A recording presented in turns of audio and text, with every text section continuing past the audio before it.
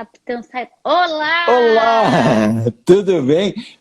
Por favor, me Tudo chame bem, de Jurandir? Jurandir. Não precisa me Ai, chamar de Jurandir, professor. já é vício. É porque o Richard sempre fala o professor Jurandir, aí na minha cabeça tá o professor Jurandir. Pode ser Jurandir, não tem problema nenhum. Que legal. Que prazer falar Jurandir, contigo. eu que agradeço por aceitar o convite para a gente conversar. E, assim, sua história, né, até por você ter trazido a questão das finanças comportamentais para o Brasil, a sua contribuição para essa área do país. Então, me sinto honrada de recebê-lo para a gente fazer essa live. A gente já estava para marcar já faz um tempo, né, Jurandir? Pois é, pois é. Tu sabe que eu preciso declarar meu imenso amor pelo teu marido, porque ele é o É. cara. Eu conheci ele ainda menino, você nem deveria conhecer ele naquela época, não sei, mas eu acho que era Não. 2003, 2004, era um menino que estava lá na Expo Mana e a gente, pô, uma enorme admiração por ele, é um cara. E você, vamos nos conhecer aí quando eu for em São Paulo, quero ir aí para a gente jantar, bater um papo. Sim, precisamos nos conhecer pessoalmente, a gente ainda não se conhece, mas hoje em dia, né, e ainda mais com toda essa questão de pandemia, os encontros estão online, né, Jurandir? Exato, exato. Mas assim que for possível, a gente vai ter o encontro presencial também. E preciso te dizer que é retribuída essa admiração que você tem pelo Ritevande, pelo Richard. Ele diz o mesmo sobre o senhor, sobre você. Não, sobre É, você, né? Me sobre fala você. você. Ele sempre elogia muito, acompanha o seu trabalho, conversa comigo. E aí eu falei, Richard, eu vou convidar o Jurandir para fazer uma live comigo. Ele falou, ai, que legal! Porque eu sou assim, né? Eu já sou cheia de iniciativa. Eu não conheço ainda, mas eu já vou lá e convido. Muito legal. E o tema da nossa live, legal, né? Qualidade de vida, né? Muito.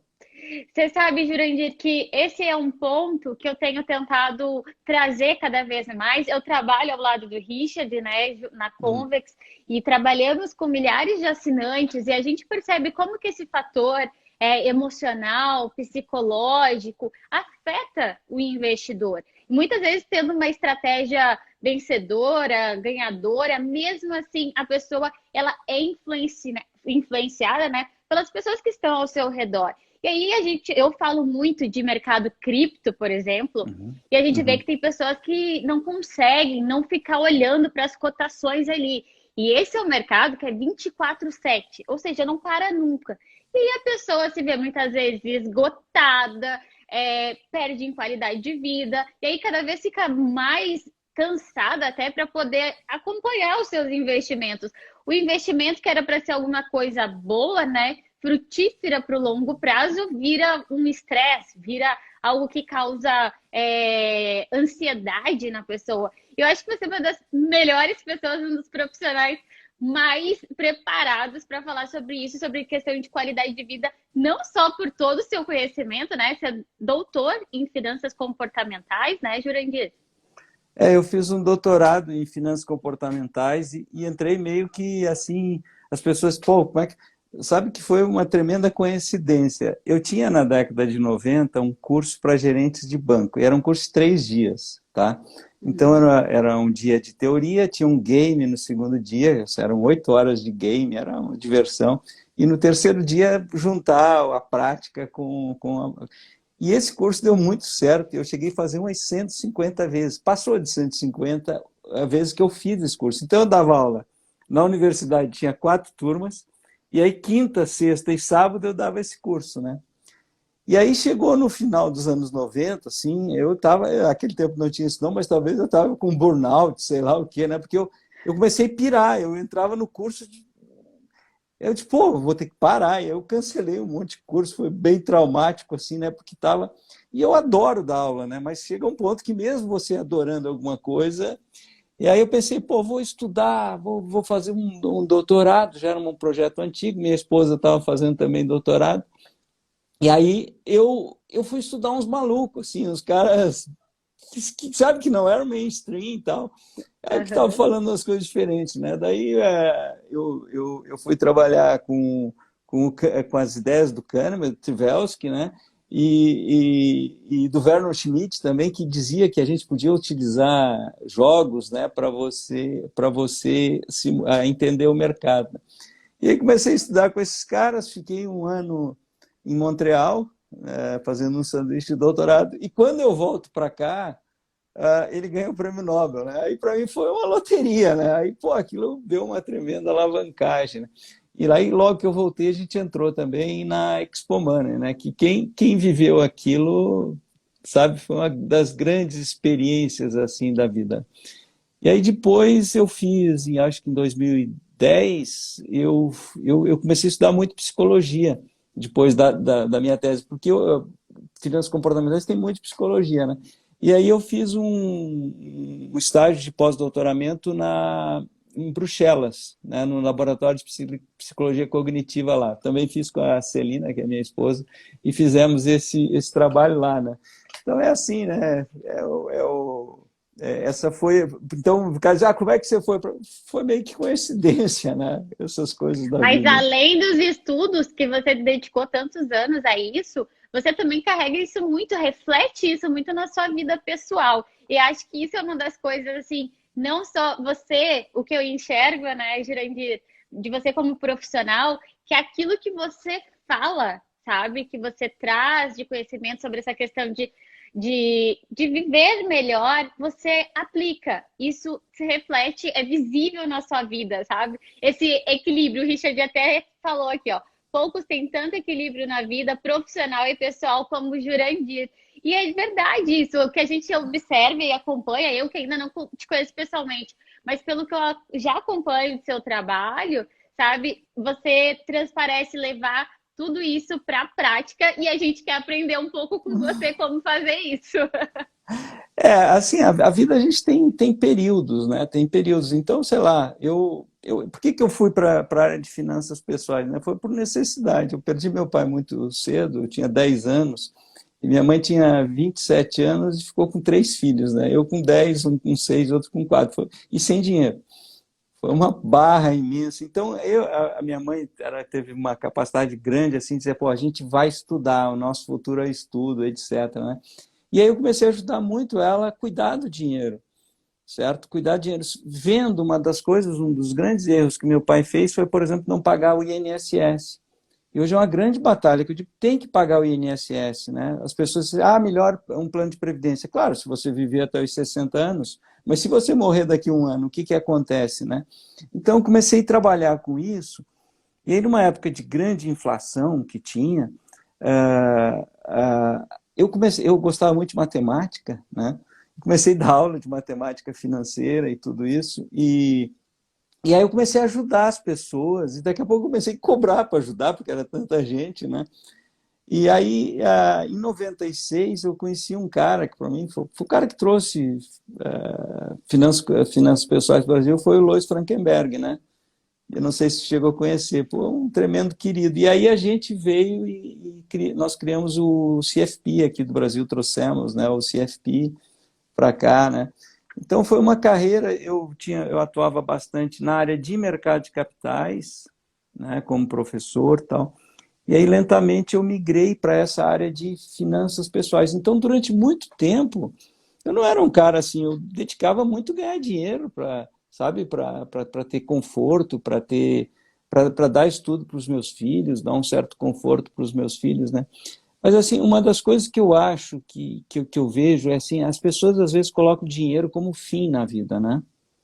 E dinheiro tem que ser meio, né? Para que eu quero dinheiro? Eu quero dinheiro para viver melhor, não é? Se você coloca o dinheiro como fim, e uma coisa, isso eu acho que eu fecho muito com o Richard, assim, fugir do status, da luta para ter status, né? Se você olhar na internet, que tem de cara aí mostrando um carrão, não sei o quê, porque tal, porque... Pô, para quê? Isso aí não faz diferença na vida da gente, né? Então, eu acho que a vida é bastante simples, né? Se a gente pode fazer o que a gente gosta, né? E aí a gente trazer isso para a vida. Mas eu sou um cara extremamente simples na minha vida, né? Não ligo, não estou nem aí para status, né? Para esse tipo de coisa, né? Então eu levo minha vida, sabe? Tenho lá o lugar que eu nasci, a gente conseguiu fazer uma casinha legal lá na Bocaina, né? Pequena, mas bastante confortável. Eu acho que é isso, eu acho que a vida é muito simples, né? Só que tem muita gente complicando. Por exemplo, né, nos investimentos que você disse. Quando eu fazia consultoria financeira, a coisa que eu mais sofria era ver as pessoas enlouquecendo por causa do dinheiro, né? Então o sujeito entra, compra alguma coisa e cai, como hoje, né? Caiu o mercado. Meu Deus, não sei o quê. Cara, o mercado é assim, o mercado, né? Se você está bem posicionado, né? Se você cuidou, analisou bem os teus riscos, fez as tuas diversificações, o mercado é isso, né? Então, eu acho que é muito simples viver, né? Então, eu acho que legal se você acha que eu trago, e eu penso que eu trago mesmo, né? Sim, a gente percebe, é como você falou, e agora mais com as redes sociais, a gente já tinha um estigma disso, de mercado financeiro e essa questão de status, né? E aí agora, com a questão das redes sociais, a gente também está vendo uma volta disso, dessa questão do mercado financeiro, pessoas que entraram para o mercado financeiro, ou que estão investindo agora e tudo mais, e associam que para se mostrarem bem-sucedidas, elas têm que mostrar isso em forma de status, né? Só que isso não tem a ver com essa filosofia de como me manter o investidor por toda a vida ou prosperar ao longo da vida. O que você acha assim de investimentos ou de valores que o jovem, por exemplo, que está aqui nos acompanhando, que quer se manter um investidor, que você acha que tem que ter como pilares na vida? Primeiro a gente tem que entender um pouquinho da onde que vem a poupança, né? Quer dizer, muitos animais poupam, certo? Muitos animais poupam. Se você vê os pássaros, os esquilos que guardam, né? Os ursos que guardam a forma de gordura, que é uma forma de poupança. Nós, quando vivíamos na savana africana como caçadores-coletores, a gente poupava também em gordura, né? Você matava uma zebra, você comia o mais rápido possível, porque você tinha que engordar, porque senão vinham as hienas, etc. Então, essa ideia, depois, quando a gente foi lá para a agricultura, a gente passou a entender que, como tinham variações nas colheitas, era muito importante você poupar para os imprevistos. E esse dinheiro, se você fosse pensar, sempre foi um custo. Poupar para a reserva de imprevistos é um custo. Então, hoje a gente tem que ter, por exemplo, lá em Tesouro Selic, ou Fundo DI, etc., ativos que não variam e que a gente vai perder dinheiro. Agora, no passado, quando éramos caçadores-coletores, quando a gente ficava velho e não podia mais caçar, a gente virava comida de leão, né? Quando a gente foi para a agricultura, o que passou-se a ter? Tem um pacto entre as gerações que dizia o seguinte: nós vamos tentar enriquecer os filhos, e se a gente sobreviver muito tempo, os filhos tinham uma obrigação moral de cuidar dos pais. Isso era muito forte, né? Como a gente tinha muitos filhos e poucos pais ficavam velhos, aquele pacto funcionava. Hoje, com a mudança da sociedade, quer dizer, pessoas ficando velhas muito tempo e poucos filhos, a gente tem que começar a guardar um pouco de capital humano, certo? Para que um dia a gente possa viver do nosso capital financeiro.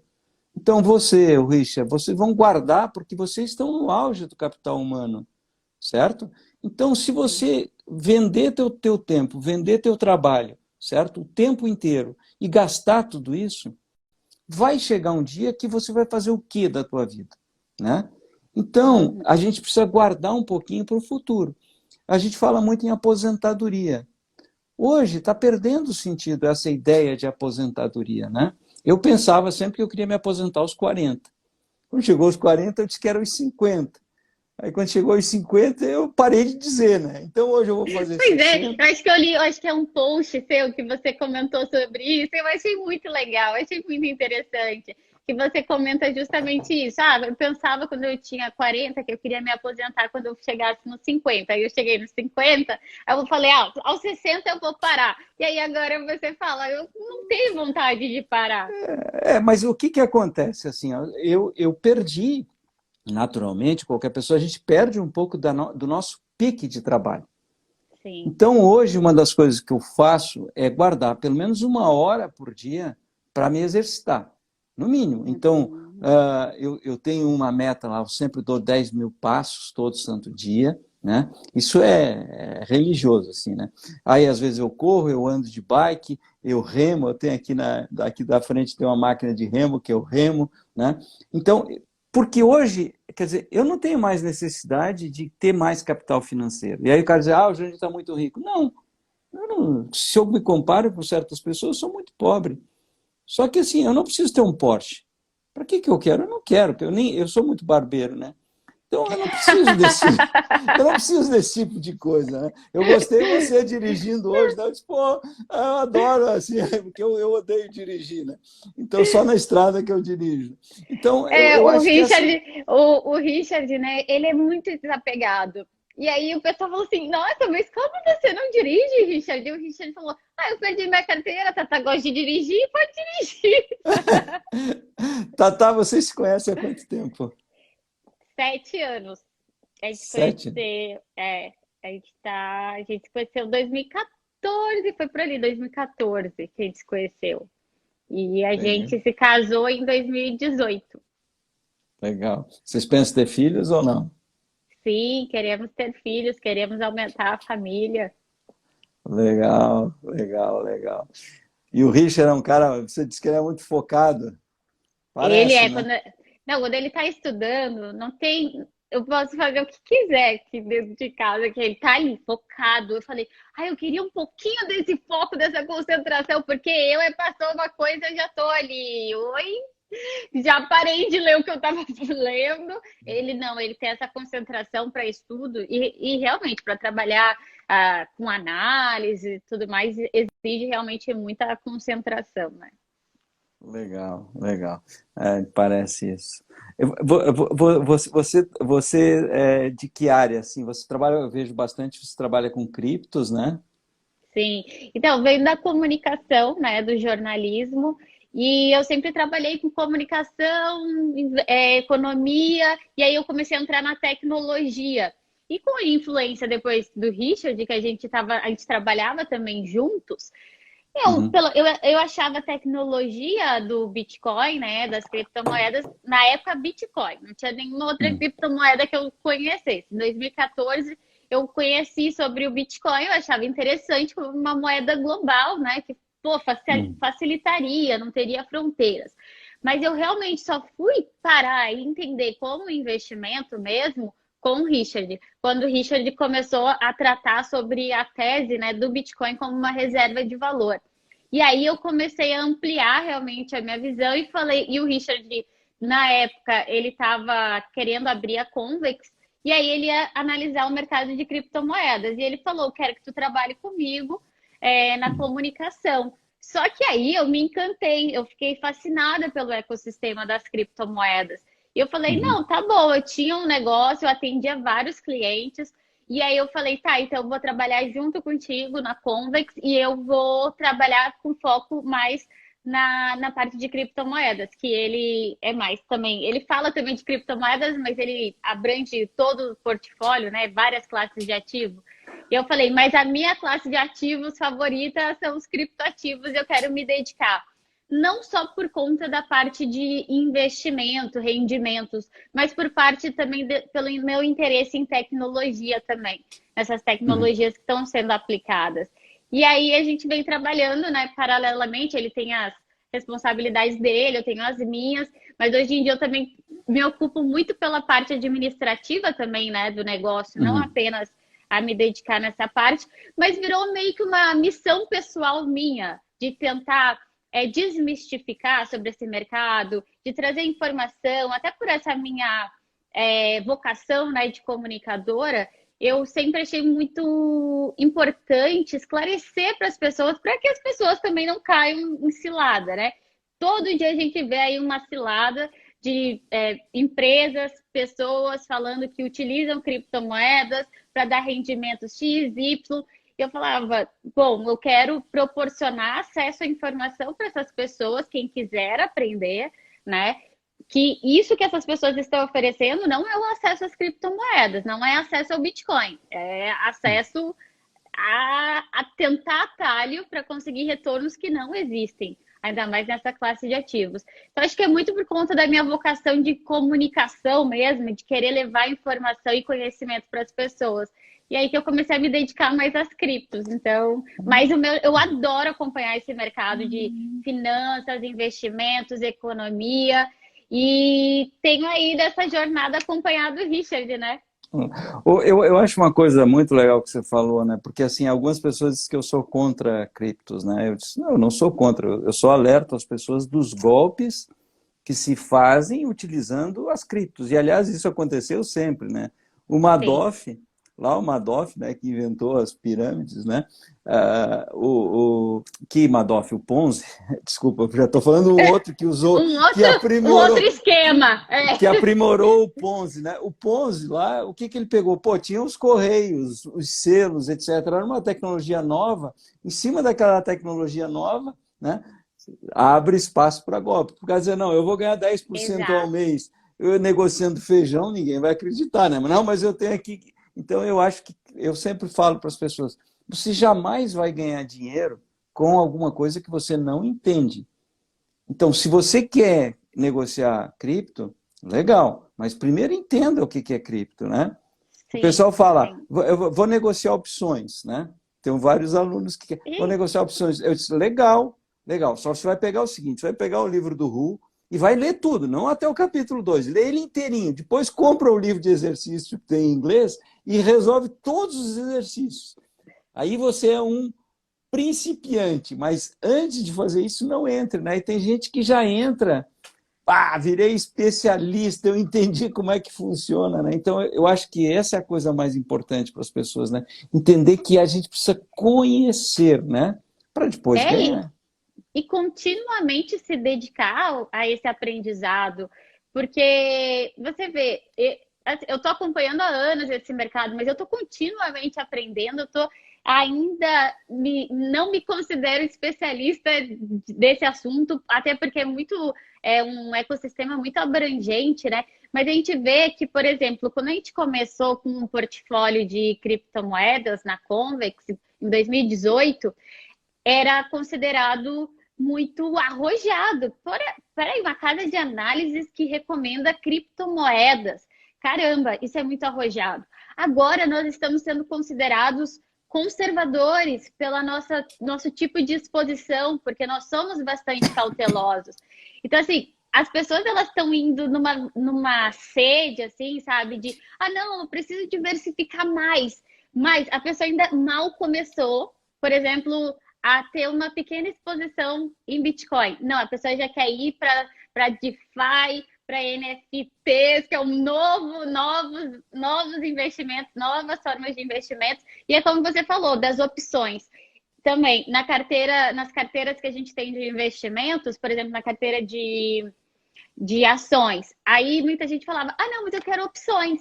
Tá, mas você sabe investir em opções? Você está preparado para isso? Não, mas eu quero. Muitas vezes parece que as pessoas querem ter certas exposições, né, nos seus investimentos para se dizer mais arrojado ou que entende mais de operações mais complexas e não pensando no seu patrimônio.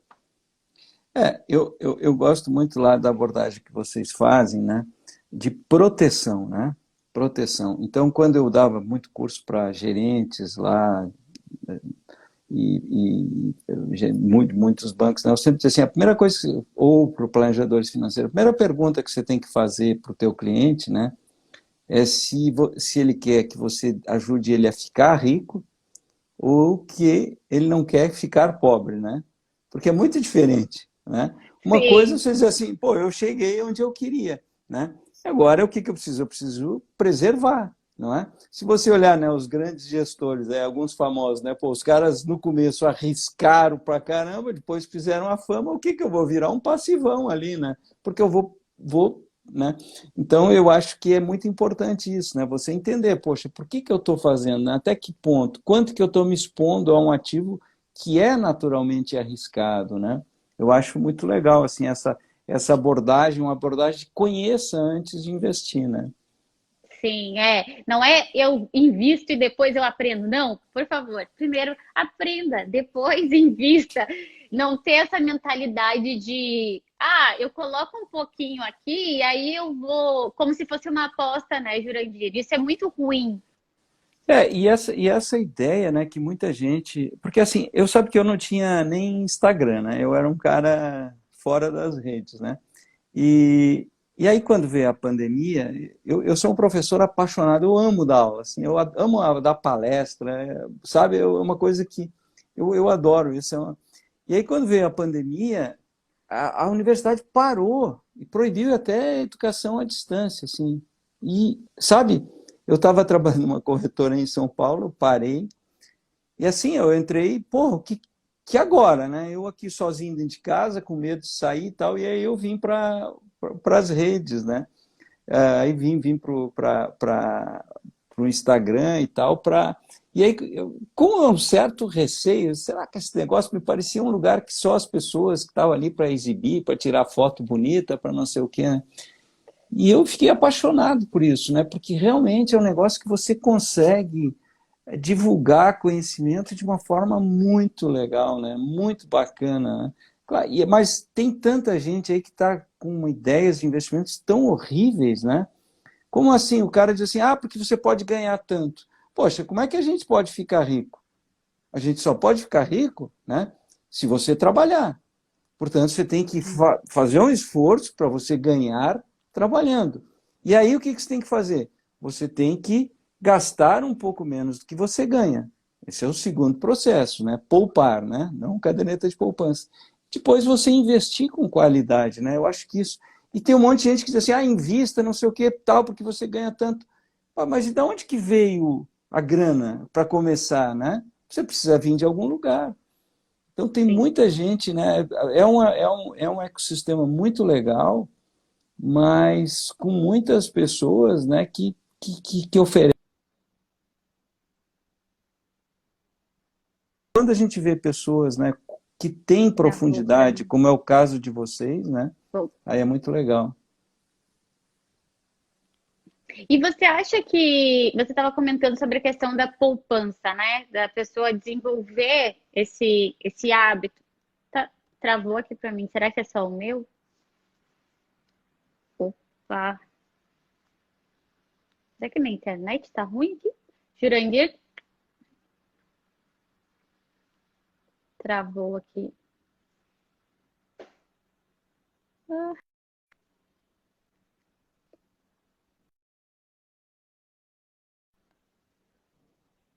travou. O Jurandir saiu. Acho que travou o dele. Oi, pessoal, vocês estão me ouvindo?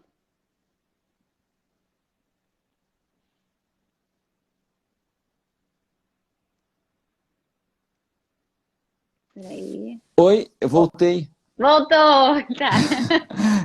Voltei, eu não sei por que eu caí aqui. Acho que foi a O... conexão da internet. Mas você estava comentando sobre essa questão de poupança. Você acha que as pessoas estão perdendo isso, Jurandir? Do que? De caderneta de poupança? Não, de desaprender a poupar. Eles acham que é tudo consumo, tudo precisa status. Pra...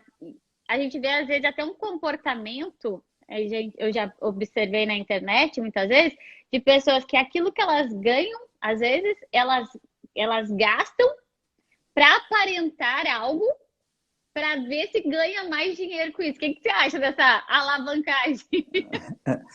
Primeiro, eu acho que a gente está aprendendo a poupar. A gente não sabia poupar no tempo da inflação alta, né? Então, eu acho que o brasileiro está aprendendo a poupar, né? O segundo, uma coisa que eu sempre falava, Ih, travou de novo.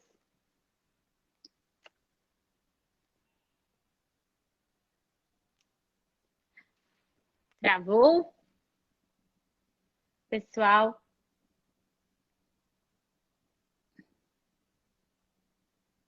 Jurandir.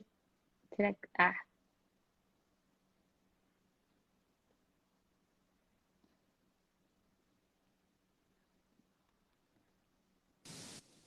oi, Oi, Jurandir, tá Voltei? me vendo aqui?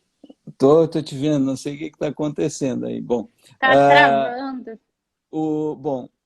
mas então acho que as pessoas começaram a aprender a poupar, né? Mas a segunda coisa que a gente tem que entender é que existe uma grande diferença entre parecer rico e ser rico. E tem muita gente que quer parecer ser rico. E Verdade. parecer ser rico custa muito caro. Então você deve evitar lutar para parecer ser rico. Porque as pessoas pensam que falta de dinheiro ocorre só em pessoas da classe baixa. E não é verdade. Tem muitas pessoas simples que têm uma boa situação financeira, que conseguem ganhar, conseguem poupar. E tem muitas pessoas das classes altas que vivem com a corda no pescoço. Então, eu acho que o grande segredo é a gente tentar viver um pouquinho abaixo daquilo que a gente ganha. Se você fizer isso, se você tentar viver um pouquinho abaixo do que você ganha, você vai viver bem. Então, o que eu vejo na internet é muita gente que fala em investir, em ganhar, mas o que ele propaga é gasto. Né? Se você olhar, Verdade. tem certas influencers aí que, ai, porque eu estou no hotel, não sei o quê. Cara, quanto custa isso? Então as pessoas às vezes acham, né, confundem essa coisa, parecer rico e ser rico, que é uma coisa muito diferente. E o que é ser rico, né? Ser rico é ter mansão, ter isso? Não, ser rico é você poder viver como você quer apenas da renda do teu patrimônio. Quanto mais sofisticado for o teu estilo de vida, mais difícil é você se sustentar apenas com o teu patrimônio. Pessoas, né, que têm um estilo de vida muito caro, né, acabam precisando de muito dinheiro. Então, se a gente Verdade. tiver um estilo de... Agora, não é um estilo miserável, né, porque eu sempre falo, né, que existem dois erros financeiros possíveis na vida. Né? Essa é a minha frase que eu adoro. É você gastar, você poupar muito e morrer cedo, que é um risco, né? Ou você poupar pouco e demorar para morrer. Por isso que eu acho errado também esses malucos que falam em poupar 30%, 40%, certo? Porque se você pode morrer. Né? Eu era um cara meio maluco assim, né, de poupar muito. E eu tive uma prima que faleceu com 33 anos. Então a gente precisa pensar nisso, né? Ui, Então, cuidar do dinheiro, o dinheiro é importante a gente cuidar, mas nunca colocar ele no centro da nossa vida, né? E tem muitos influencers aí que só falam em dinheiro, em consumo e não sei o quê, né? Então eu acho que é isso, né? Você poupar é você gastar um pouquinho menos. E para que poupar, né? Primeiro, que talvez se você poupar, você pode investir e ganhar muito, multiplicar tudo isso. É uma forma de você trabalhar. Mas muito importante poupar para a gente poder dormir com tranquilidade. O cara que tem uma boa reserva de imprevisto, coloca a cabeça no travesseiro e dorme tranquilo, não é? Eu posso estar super exposto ao Bitcoin, e se ele caiu 50%, que não é uma coisa normal, se eu tiver uma boa gestão de risco, eu vou deitar na cabeça e vou dormir tranquilo, né? Agora, se eu tiver errado, eu não vou conseguir dormir, né? É o que você falou lá no começo, né? Tem gente que fica o tempo todo ali, né? Ou então, né, você pensar o seguinte, poxa, eu não estou guardando o meu futuro. Eu não penso em futuro. Só que o nosso córtex pré-frontal, ele sempre pensa em passado e futuro. Então o cara fica pensando, puta, e se eu ficar velho e não tiver dinheiro, né? Então, eu acho assim que se a e gente aí isso tiver... fica atormentando a pessoa, né? Veja quantas pessoas você com certeza conhece, né? Sabe, o sujeito que acha, não, eu vou ter um Patek Philippe, todo mundo vai me respeitar, né? Sim. Sabe, cara, se você, né? Se você precisa de um relógio para alguém te respeitar, e tudo bem, se você é apaixonado, tem pessoas que amam o relógio, né? Mas eu com meu reloginho aqui de pulseira de plástico, eu estou super feliz, né? Eu nem trocava por um relógio caro, porque esse aqui controla um monte de coisa, esse meu Garmin aqui, né? Então, eu acho que essas coisas, né? Não tem nada de mal se o cara ama relógio caro. Vai lá e compra. Ama a moda, super bacana, né? Mas não tem nada contra, né? Mas muita gente fica propagando esse tipo de coisa, né? Gente que às vezes a gente conhece, sabe que o cara está matando a cachorra a grito, né? E na internet ele está ali, o cara, né? o sujeito, né? Sim. Inclusive para dar golpes, né? Isso que você falou, né, da questão da simplicidade, com tanta propagação dessa questão de, assim, de ostentação, de status na internet, eu vejo cada vez mais que as pessoas elas estão tendo inveja de pessoas que são simples no seu jeito de viver. De, nossa, como é que essa pessoa consegue viver assim? Ela é feliz, porque as pessoas estão tão apegadas, né, a determinadas coisas, assim, materiais, que elas já meio que elas já perderam um pouco a referência do que é riqueza de verdade, né? Que é como você falou, né, Jurandir, da questão de não é dinheiro que é a maior riqueza que você pode ter. Tem outras coisas na sua vida para te realmente enriquecer. E lógico que ter dinheiro também é muito importante, né? Eu tinha clientes riquíssimos, Ô, Jurandir, você milionários. tá me vendo? Tô te vendo. Eu não tô vendo você. Será que as Eu outras só tô te pessoas não estão me vendo? escutando. Será que as outras pessoas não estão me vendo? Pessoal, vocês estão vendo o Jurandir aí? Ou tá tipo um podcast?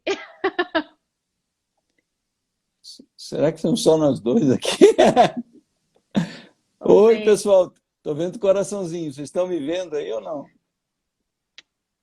Manda aí, gente, se vocês estão vendo a Eles estão me gente. vendo. Acho que só você que não está me vendo. Só eu que não tô vendo o professor. Ah, o professor Jurante. Jurandir. Bom, vamos continuar assim. Tá, Também tudo não. bem. O pior é se eu não estivesse te vendo, né? Porque você é tão bonita, eu assim, velho, Ah, já. obrigada! Tá Imagina. bom. Tá, Ô, mas eu vou conversando assim, eu tô te escutando, então não tem problema. O pessoal tá vendo, tá tudo bem. agora eu esqueci o que você tinha perguntado. Você tá... Ó, o Richard trouxe o celular dele aqui. Ó, tá dando pra ver nós dois. Que Então coisa. tá Ah, bom. tá, agora eu posso te ver aqui no outro celular também. Legal. Então, a gente estava falando da questão, né, de Da até que das vida pessoas simples. terem das pessoas terem até ciúmes, assim, sabe, uma inveja da pessoa que é simples. Por exemplo, o Richard, ele tem isso, é natural dele, é assim como você, sabe? Ele é apegado a essas coisas, a roupa. E aí as pessoas falam: "Ah, mas como que você usa o mesmo celular do ano passado?" E ele fala: "Nossa, por que que a pessoa está reparando em qual é o modelo do meu celular?" Sabe? Umas coisas assim que a gente fala: "Nossa, por que que as pessoas estão apegadas a essas coisas?" Tudo bem, assim, agora, a gente, eu sempre penso o seguinte, a gente tem que olhar as coisas que a gente gosta. Existe uma coisa, né, que eu falo dos bens democráticos e dos bens posicionais, né? Por exemplo, se eu pegar um macarrão, certo? Uma bela macarronada, eu que gosto, se todas as pessoas do mundo tivessem acesso a uma boa macarronada, o valor da macarronada valeria igual para todo mundo. Mas tem bens que só valem se eu tiver e os outros não tiverem, que são os bens posicionais, né? Por exemplo, se fosse dada lá uma bolsinha Louis Vuitton para todas as pessoas do mundo, as pessoas não iam dar valor para ela. Mas quando ela diz assim, essa bolsa custa $6.000, né? Aí a pessoa coloca. Por exemplo, eu no sábado eu coloquei lá um uísque que se chama Jura, né? Que eu ganhei lá do amigo, porque o pessoal me chama de Jura, como você Tatá, né? O pessoal me chama de Jura. Aí eu coloquei aquele uísque. Eu nem gosto de uísque, eu detesto uísque, né? Mas às vezes eu tomo um pouquinho lá do Jura. Daí eu coloquei lá e tirei uma foto, Jura. Sabe que 6 pessoas escreveram quanto custa o uísque? Cara, qual o problema do preço do uísque? Eu disse, não, eu botei por causa do nome, sabe? Então, se ele custa caro, certo? É maluco isso, né? Então, eu gosto de vinho, tá? Eu gosto de vinho. Pô, mas, sei lá, se eu fosse tomar um Romanée Conti, eu nem ia saber que ele era, né? Então, para que eu preciso gastar, né? Então, existe um limite ali que aquele ali já me atende, né? Então, claro que eu tenho um certo, né? Se eu comprar um vinho de 30 lá no supermercado, eu vou achar ruim, né? Mas eu não Sim. preciso, né? Então, veja que maluco, o cara diz assim, quanto custou esse uísque, né? Eu ganhei, né? Eu adoro por causa do nome e tal, até fui pesquisar o que é. Mas as pessoas estão muito ligadas, né? no quanto vale, né? No quanto custa e não no quanto que vale, né? Então, eu acho que é isso que o Richard, eu sentia isso nele. Pô, cara, agora tudo bem, o que eu acho que não pode ter é o moralismo. Quer dizer, quantas pessoas que Sim. adoram moda? Tá errado Uhum. ter moda? Não. Não. Sabe, eu passo 10 horas por dia no celular, eu quero ter lá o iPhone 15, beleza, né? Agora, eu tenho que ter esse iPhone aqui porque aí as pessoas vão me respeitar. Gosta de carro? Pô, maravilha, eu gosto de carro, vai lá, tenha carro, não sei o quê, não sei o quê. Agora, no meu caso, pô, eu preciso de um carro 4x4, né? Que eu entro lá nos matos, nas fazendas, tal, de reflorestamento, né? Que é minha principal atividade é reflorestador, né? Então eu preciso de um carro. Mas é um carro que o meu tem, acho que Legal, não uns... sabia disso. Você Eu faz sou... reflorestamento? eu tenho... Minha principal atividade econômica é como reflorestador, né? Eu Uhum. comecei em 1990, eu tinha uma indústria, daí vendi minha indústria, que era a indústria de plástico, e eu comecei a reflorestar. Então a gente planta pinos, corta, né, vende. Até de vez em quando um dia eu coloquei lá, o pessoal vê, porque você não tem vergonha de cortar árvores, né? Aí eu até coloquei para o cara, se você não tem vergonha de usar papel higiênico, Ah, porque sim, você não corta. Então o que é? Uma lavoura, planta, né? sim, Com 12 anos começa a cortar, com 16 corta, com 20 corta total, planta de novo, né? Essa é a minha principal atividade, né? Assim, que me traz grana, mas que me demora pouco tempo, né? Tenho sempre outras pessoas, né? Então eu faço isso, planto soja, né? Planto moranga, tenho gado. O gado na fazenda é o seguinte: tudo que se mexe é da Celina, ela que cuida, né? Então, ah, ovelha, vocês gado, dois administram a fazenda. exato. Né? Só que ela cuida dos bichos. E eu cuido do que não se mexe, né? Planta. Né? Então a gente Entendi. faz assim, né? Essa divisão, né? Aí, então acho que é isso, assim, isso é uma coisa outra muito importante, até que eu até tinha guardado. Eu acho muito importante, né, na vida da gente, a gente formar um bom casal, né? E um casal se forma quando a gente tem admiração mútua, né? Eu acho que isso é uma coisa Verdade. muito importante, né? Que eu sinto em vocês dois ali. Eu vejo você ali no carro hoje, você olhando para ele assim com admiração, ele te olhando. Isso é muito legal, né? Para a gente construir parceria, né? De longo Verdade. prazo. Eu acho isso. É, eu li alguns livros antes assim de conhecer o Richard, né? Aí eu falava com minhas amigas do perfil de homem que eu falava que eu imaginava do meu lado, que eu queria alguém que eu admirasse, que contribuísse com o meu progresso, que quisesse ver o meu progresso. E aí as minhas amigas me falavam com muita frequência assim: esse jeito que você quer, você nunca vai encontrar, porque você que vai ter que ajudar o seu marido, homem que vai te ajudar, isso não existe, isso não tem. Falava, não, tem sim, tem milhares de pessoas no mundo inteiro. Você acha que não vai ter uma pessoa assim? Claro que vai ter alguém, tem alguém. E esse foi o ponto. E o Richard também, eu acho que ele viu também muito isso em mim, essa coisa de também querer somar com alguém. Eu não queria só estar com alguém, eu queria alguém que fosse meu parceiro de verdade. E ele também parecia precisar disso, queria isso. E aí a gente tem essa coisa muito de união realmente, de estar junto, de trabalhar, de gostar de trabalhar junto. As pessoas às vezes perguntam, mas não é difícil trabalhar junto? Assim, é desafiador o relacionamento de qualquer pessoa, né? Tem seus altos e baixos como qualquer relacionamento, mas a parte do trabalho não é o que traz esses desafios, mas sim a parte da convivência, de relacionamento realmente natural de qualquer casal, né? Mas a parte de trabalho é o que a gente soma muito, a gente gosta muito. E até uma coisa que eu falo pro Richard, né? Falo assim, para mim, não importa quantas horas você deseje trabalhar, se você quiser trabalhar 12, 13, 14, 15, 16 horas por dia, você tudo bem para mim, desde que você esteja trabalhando feliz.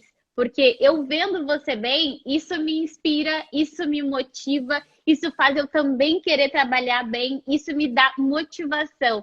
E aí ele fala a mesma coisa. Então, assim, esse é o grande diferencial também de trabalhar junto. Você tem essa integração, né? De você ver o outro bem trabalhando, te motiva e te inspira também, né? É legal. Eu sempre viajei muito, né? Eu sempre dando curso, etc., né? E eu sentia... A Celina era professora de francês na universidade, e também sempre estudou, fez mestrado, doutorado, a gente fez um pós-doutorado juntos, né? Então a gente sempre trabalhou um pouco, mas eu sempre sentia que a gente tinha uma tremenda afinidade. Então meus textos, né, eu escrevo, ela lê, ela dá palpite, né? Agora ela lançou um livro, né? Filho, seu melhor investimento, será que é uma reedição lá da coleção Expo Money? Então eu leio, dou palpite, tudo isso eu acho que é super legal, né? A gente ter Você essa... tem 5 livros, né, Jurandir? São 5 livros publicados. Eu tenho a Árvore do Dinheiro, que é o livro que mais vendeu, né? Eu acho que Uhum. foram cerca de 400 mil cópias, né? Começou lá na coleção Expo Money. Uau! Depois eu tenho o livro Tempo na Sua Vida, que eu escrevi com o Fernando Serra, deixa eu ver. Tenho 4 Dimensões de uma Vida em Equilíbrio, que eu escrevi com a Denise Rios e com o Martim Iglesias, quando a gente estava os 3 no Itaú. Agora a Denise é diretora de sustentabilidade da Natura, e o Martim é do Itaú ainda, um grande amigo. Escrevi as Finanças Comportamentais com os 2 professores da Bélgica, o Moraes, que é português, mas fez a carreira na Bélgica, e com a Regine Kolinski. E tem Desejo e Decisão, que é publicado em Portugal, né, por causa do Moraes, que é Desejo e Decisão, mas hoje eu só vendo meus livros digitais, né? Eu cansei de ser explorado por editora, né? Eles estão Cara, disponíveis na, todos na na Amazon? Amazon, mas só digital, né? Porque, pô, Tá, mas conta um pouco pra gente sobre o que trata cada um desses livros. Tá, o Árvore do Dinheiro é um guia para cultivar a independência financeira. O que que eu digo? O que que você precisa para ter uma árvore? Semente. E qual é a semente da árvore do dinheiro? É a poupança. Agora, se eu tenho uma semente, não significa que vai ter uma árvore. Se eu deixar guardado na gaveta, talvez apodreça, né? Então, você tem que plantar num solo fértil, que são os bons investimentos. Então, ele é muito inicial para quem quer começar. Eu estou, inclusive, precisando fazer uma atualização dele. Falta vencer a preguiça. O 4 Dimensões de uma Vida em Equilíbrio, a gente trabalha... nós começamos a pensar o que precisa para a gente aproveitar a longevidade, né? O James Volcker, o maior demócrito da atualidade, ele diz que as mulheres que nasceram, a metade das mulheres que nasceram pós 1970 em países desenvolvidos, certo, vão chegar aos 100 anos. Quem vive aqui, né, nas grandes cidades, a chance de você viver os 100 anos é muito forte, né? Então a gente começou a pensar, o que precisa para viver? E aí nós criamos o conceito de 4 capitais, né? Que é o capital físico, o capital financeiro, né? O capital social. Que legal aí que o Richard trouxe, né? Agora já tem uma nova edição desse, né? O capital social, né, que são as nossas relações, o capital intelectual, que é extremamente importante, né? O capital intelectual é a capacidade de a gente ser, usando um pleonasmo, contemporâneo a nós mesmos, né? Pessoas de baixo capital intelectual são aquelas que falam no meu tempo, né? Pessoas de baixo capital intelectual são aquelas que têm preconceito, né? Então, é muito importante a gente ter esses 4 capitais em equilíbrio, né? O financeiro, o físico, o social e o intelectual. Se a gente consegue ter esses 4 capitais, que, claro, sempre em desequilíbrio, porque a gente tem equilíbrio dinâmico, né? E equilíbrio estático é só quando a gente morrer, né? Então, a gente escreveu para quem tinha mais de 50 anos. Mas aí eu fazia palestra e os jovens diziam, eu queria ter, as pessoas lá de 50, 60, eu queria saber disso jovem. Então, muitos jovens estão aprendendo a fazer isso, né? Porque às vezes a gente entra em desequilíbrio, por exemplo, para ganhar dinheiro, tal, você sofre demais, e aí você acaba não dando... Eu acho que muitas pessoas hoje estão com baixo capital social, né? A pandemia fez tudo isso. Então, a gente tem que refazer, né, nossos contatos depois, né? O Tempo na Sua Vida É um livro que a editora destruiu ele, cortou tanto, né, com o Fernando Serra, que a gente falava sobre como você alocar o teu tempo na sua vida, né? Finanças comportamentais trata de finanças comportamentais, né? E desejo e decisão é muito mais uma verificação assim das motivações humanas, né? A gente faz mas esses são dois livros acadêmicos, né? Uhum. Esse Finanças Comportamentais, que era da Atlas, eu tirei da Atlas e coloquei só na Amazon, né? Porque quando a gente coloca um livro numa editora, a editora paga 8% de direito autoral para a gente quando paga, né? E eles fazem o que Uhum. quiserem com o livro da gente, né? E Tem muita edição, né?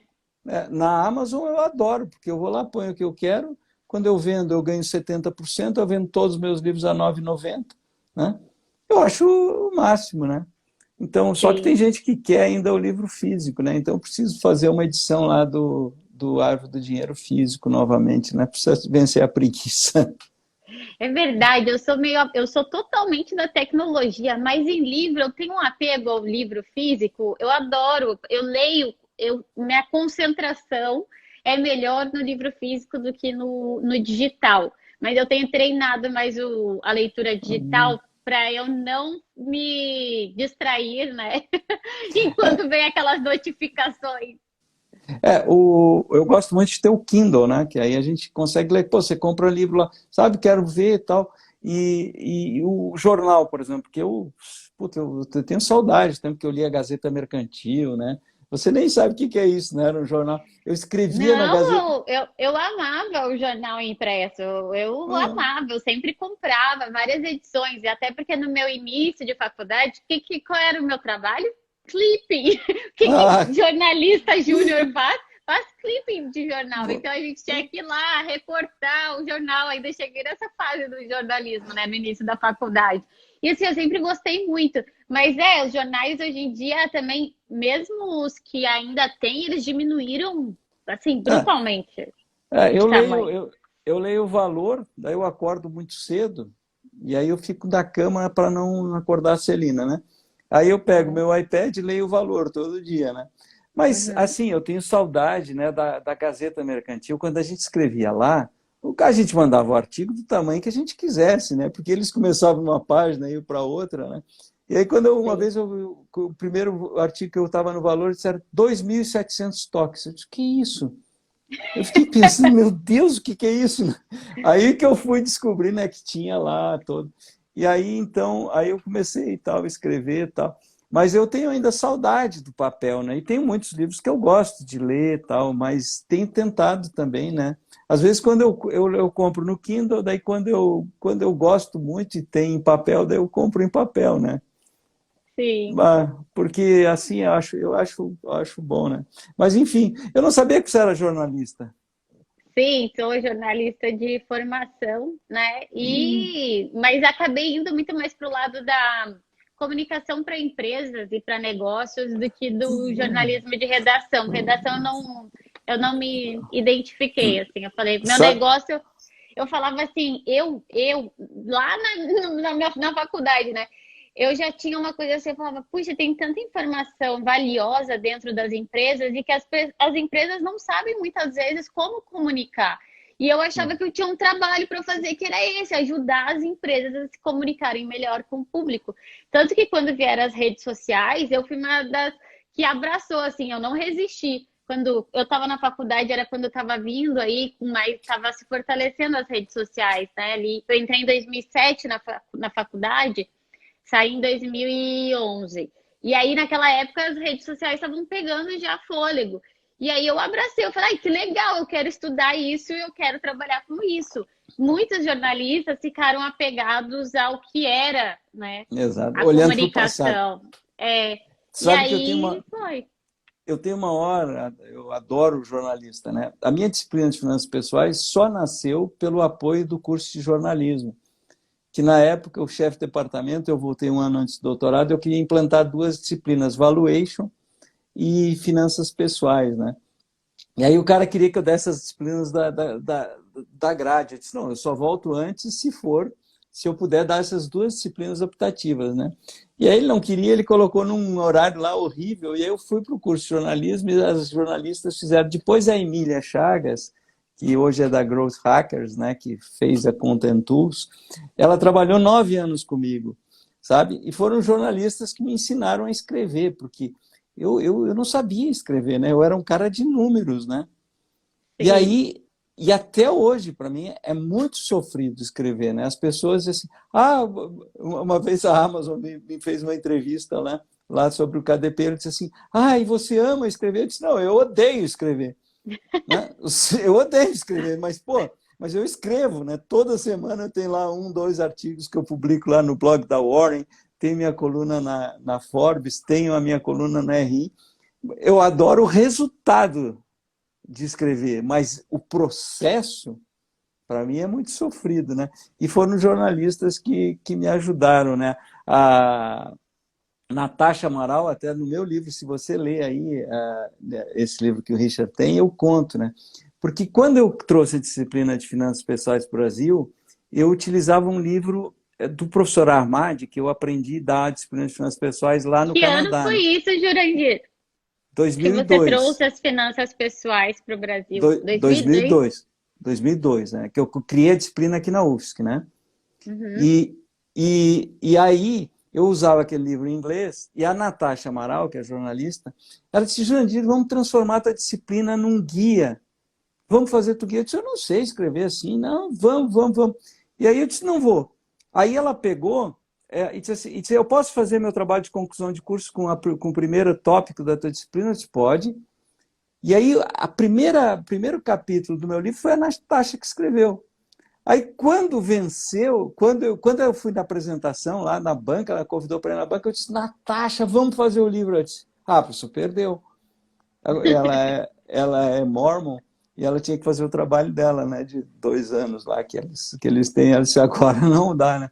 E aí ela me indicou a Emília, depois a Letícia, que trabalharam comigo. A gente produzia muito conteúdo para o Itaú. Eu tinha uma empresa com jornalistas, né? E que eu amava, assim, Que a Emília, legal. poxa, era assim, imensa admiração, porque ela pensava como eu, assim, né? Já sabe quando você fica tão entrosado, né? Sim. E aí ela montou uma empresa, ficou milionária e aí me abandonou. mas, mas, mas eu adoro, né? A Ô, Emília. Então, Jurandir, e fala uma coisa. Você tem essa combinação de ter um background acadêmico muito forte, você tem até pós-doutorado, mas você nunca deixou o mercado. Como é que você conseguiu assim equilibrar essas duas coisas? Hoje em dia a gente vê que às vezes tem jovens um pouco desacreditados com a faculdade, ou acham, eu não preciso de faculdade. Eu acho isso muito perigoso, pessoalmente, assim, tá. Eu acho que tem muita coisa importante na faculdade e para mim foi essencial, assim, senão eu não teria acesso a muita coisa se eu não tivesse ido para a faculdade.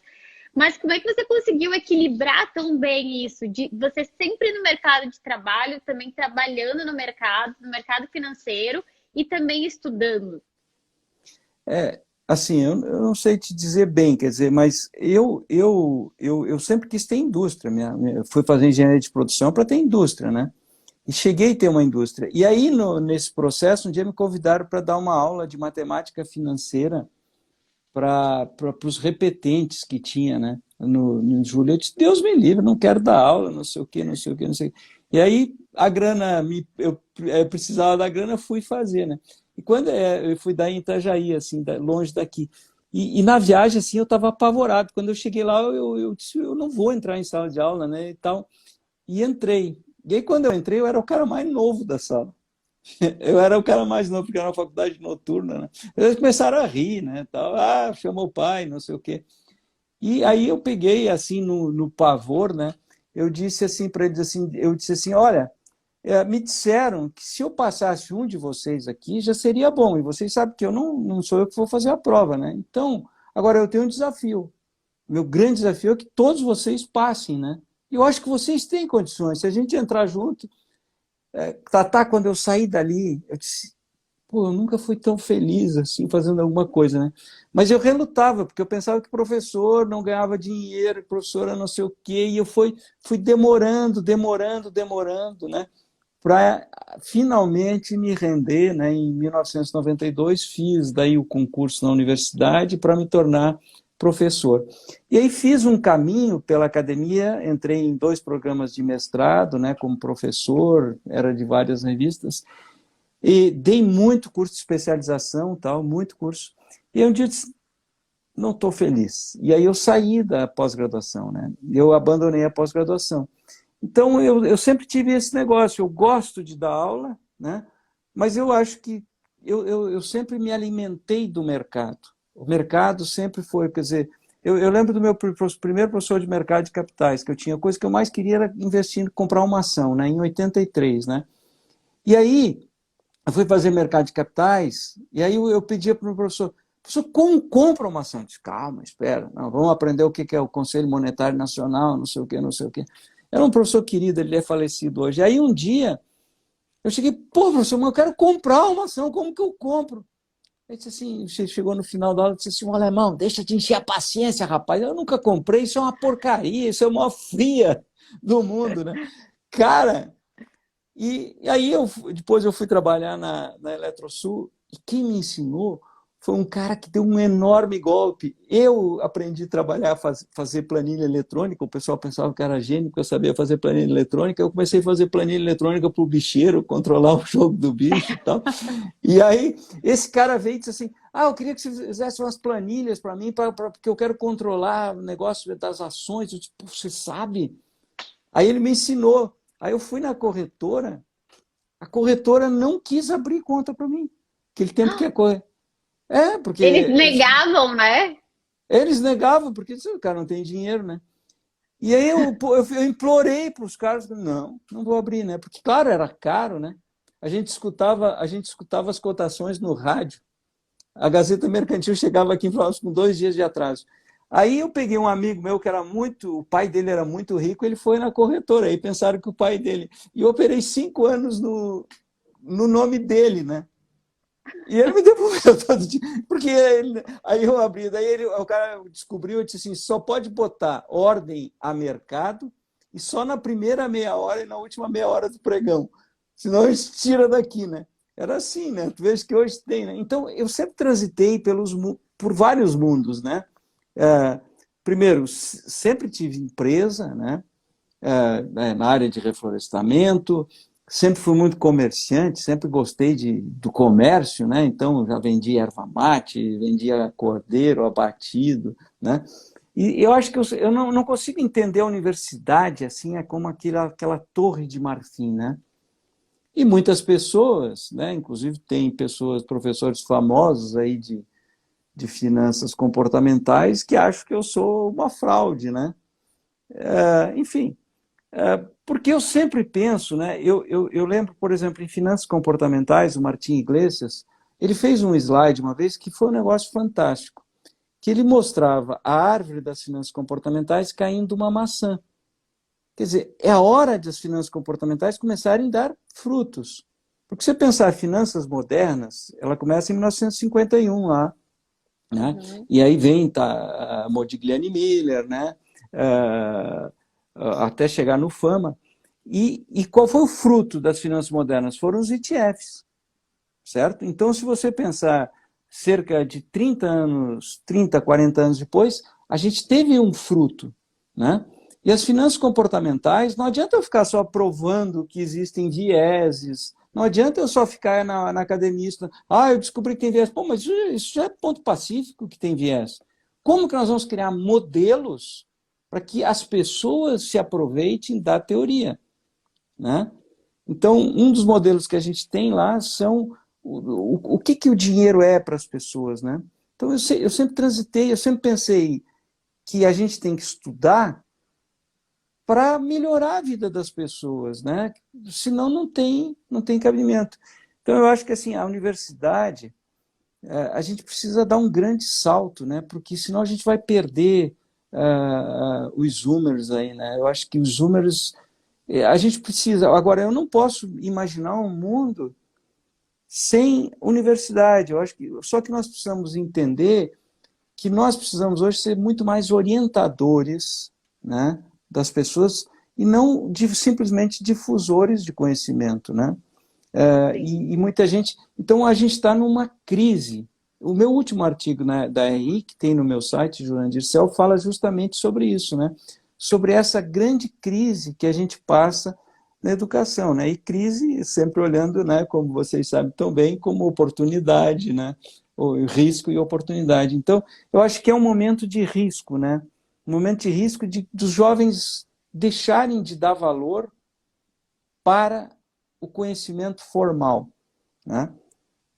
E o conhecimento formal, a gente precisa também mudar. Não adianta a gente ficar, né, com aquele modelo, né?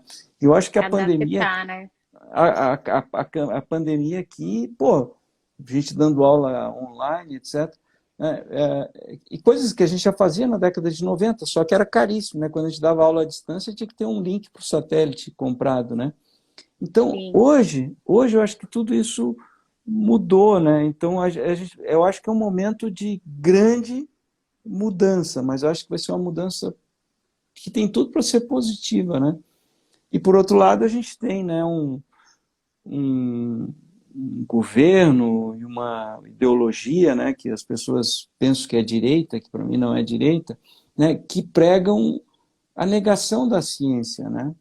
Eu acho que a gente viver num mundo sem ciência não faz sentido, né? Então, mas eu penso sempre, sei lá, se você pegar lá o Taleb, né?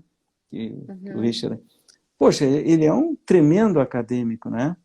É um Sim. tremendo acadêmico. Mas ele é um cara que fala com as pessoas, né? Ele É. é um cara que fala com as pessoas. Você vê o Kahneman, né? É um cara que fala com as pessoas, né? E a gente tem muito cientista que diz assim, eu preciso ser um cara que ninguém entende para ser um cara de valor, né? E essa coisa aí desses artigos, dessas... Nunca não, mas o que surgiu de revista, né? Então, no Brasil, a gente inverteu a coisa. Lá fora, você faz pesquisa e a pesquisa gera ciência que gera artigo. Aqui no Brasil, a gente quer gerar o artigo. Quantos artigos eu Sim. escrevi? Mas qual foi o avanço que você Pelo fez? número de artigos ainda. Tem pessoas que se gabam. Escrevi não sei tantos artigos publicados. Não é pelo resultado do artigo, ou pela proposta, ou pela solução, né? Por exemplo, eu sou uma pessoa não grata na CAPES, né? Eu escrevi um artigo metendo pau neles, né? Porque eu acho que são... Né? Então, não é que eu não acho que a CAPES é necessária, mas a visão desses caras é totalmente ultrapassada, não é? É. Então eu acho que a gente precisava mudar tudo isso, né? E aí, mas assim, eu sou muito otimista, né, Tata? Eu acho que uma das grandes características da minha vida é o otimismo, né? Eu não consigo olhar negativamente para o futuro, né? Até porque eu acho que eu não teria vontade de viver, né? Então acho que a gente tem que olhar, Sim. e eu acho que essa é a grande lance aí que da academia, né? Eu acho que a academia precisava mudar, porque seria muito É. triste um mundo em que a academia perdesse o seu valor, né? Eu acho que é muito importante, existe muito espaço, né, para as pessoas. Então, e até tenho medo de ser muito mal entendido no que eu disse, não sei se... Não, e eu concordo assim inteiramente contigo, sabe, Jurandir? Eu tive uma experiência com a universidade, por exemplo, em 2012, eu estava preparada, assim, eu falei, eu quero fazer mestrado, queria mesmo, queria muito fazer um mestrado, que a proposta era de trazer, de como as empresas, era de utilização de rede social para as empresas, de Uau! diálogo nas redes sociais entre a empresa e o consumidor. Era com o consumidor utilizando as redes sociais, como as empresas poderiam aprender, né, com o consumidor, dialogando com o consumidor. Isso em 2012. Eu tentei na Universidade Federal do Rio Grande do Sul. Aí eu passei, tinha provas, né, um monte de etapas. Passei em todas as etapas, as provas, super alta nota. Fui para entrevista. Aí tá, o professor falou: Ah, mas por que que você quer fazer esse projeto? Não, porque eu quero trazer soluções para as empresas. Acho que as empresas podem utilizar isso a favor delas. Ah, tá, interessante. Depois não fui aprovada, não fui selecionada. O projeto que foi selecionado era um, sei lá, que não tem aplicação alguma, sabe? Uma coisa esdrúxula. E aí, depois eu conversei com o professor e falei, poxa, mas eu me esforcei tanto, o que que aconteceu? Aí eles falaram, ah, porque essa não é a linha da faculdade, da nossa universidade. A gente não quer desenvolver projetos com aplicação para empresas, a gente quer fazer outras coisas. A gente tem que estudar uma aplicação de semiótica e não sei o que. E eu falei, puxa, a Universidade Federal não está interessada em aplicações para as empresas? Eu achava assim, eu fiquei, porque eu ainda nem tinha consciência de coisas sobre, muita consciência assim, de ideologias e tudo mais. Eu simplesmente fiquei confusa. Eu falei, puxa, eu tava tão no meu auge, assim, sabe? Eu tava tão confiante que aquele projeto, que era o momento certo para se falar de rede social e tudo mais. E aí eu fiquei decepcionada. Eu tentei duas vezes ainda no mesmo ano, né? Mas, Tiveram ó, duas tentativas sorte, ainda. sorte, azar. Azar, sorte. Imagina se você tivesse entrado, né? É um negócio incrível. Então, acho que foi Eles que ótimo teriam você me não tentar. mudado. Eles estavam plenamente certos, certo? Foi. Porque, na verdade, assim, ó, pô, eu acho que a carreira acadêmica tem muito valor, mas você ganha muito mais na vida prática, na Convex. Sim. Não, mas eu ainda tenho vontade, inclusive, eu ainda quero, porque eu gosto de estudar, eu tenho essa coisa. Eu ainda quero também dar continuidade, ainda quero fazer também o mestrado. O Richard fala, mas para que você vai fazer mestrado? Eu falo, porque eu quero fazer o mestrado. Mas realmente concordo contigo, tem muita coisa a ser adaptado na educação formal. A gente até tem um projeto, eu e o Richard, educacional, com foco que a gente fala em conhecimento de base, que são esses conhecimentos essenciais, sabe? Que a pessoa precisa carregar para a vida dela, independente da área. E muitas vezes a gente tem muitos cursos hoje em dia que vai logo para coisa muito avançada, né? E não trata do conhecimento que proporciona as bases para as pessoas, principalmente nessa área, às vezes, de investimentos. Ó, os cachorrinhos aqui estão enlouquecendo agora. Mas, então, a gente tem um projeto focado nisso, justamente pensando nessa questão, sabe? Que a gente observe e percebe realmente uma crise nesse setor e uma necessidade muito grande das pessoas em busca desse tipo de conhecimento, né? Lê meu último artigo, que ele está exatamente nessa direção. Vai lá no site e dá uma lida, ou lá na revista RI, que ele fala justamente sobre isso. E eu acho que a gente tem que Legal. acabar a live, né? Nossa, é verdade. Mas é que só Estamos nessa 1h15. live. Na verdade a gente só ficou mais, eu acho, porque caiu aquela hora, daí a gente ganhou uma hora extra e eu nem vi o tempo passar. Jurandir, super obrigada pela conversa aqui comigo hoje. Amei conversar contigo, é uma satisfação. Quando é que saem os seus artigos para a gente acompanhar? Como é que a gente faz para acompanhar Ô, os seus artigos? Então, agora está tudo aqui no Instagram, né? Quem não me segue, vai Tá, lá, começa a me seguir, né? Eu tenho a cada 15 dias, eu escrevo lá na Forbes, que é um artigo 50 a mais, né? Que eu tento falar para o público 50 a mais. Na legal. revista RI, eu trabalho lá com a minha persona lá, sou um executivo aí de 45 anos, bem sucedido e tal, né?